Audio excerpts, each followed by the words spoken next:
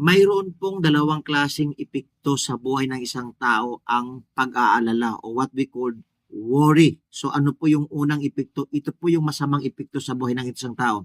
Kapag ang isang tao ay nag-aalala, maaari pong hindi siya makatulog. At kapag isang tao hindi nakakatulog, maraming mahisira na mga organs tayo sa ating katawan. At ito po ay makapagpahamak sa buhay ng bawat isa sa atin.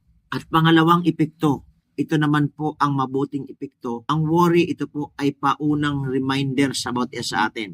Bago pa tayo gumawa ng isang bagay, alamin muna natin kung ito po ba ay makakasama o makakabuti. So, gawin na natin kung ano ang tama upang maiwasan po natin ang mas malaking damage sa buhay ng bawat isa.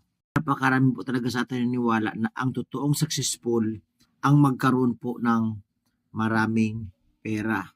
This video, hindi ko po gustong baguhin ang paniniwala mo.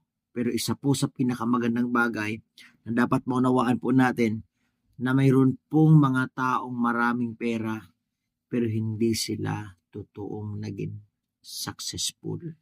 Maaring sila po ay nasa pasimula pa lang ng tunay na success. Kasi ang totoong success, hindi natin masumpungan yan sa pagkakaroon po ng maraming pera.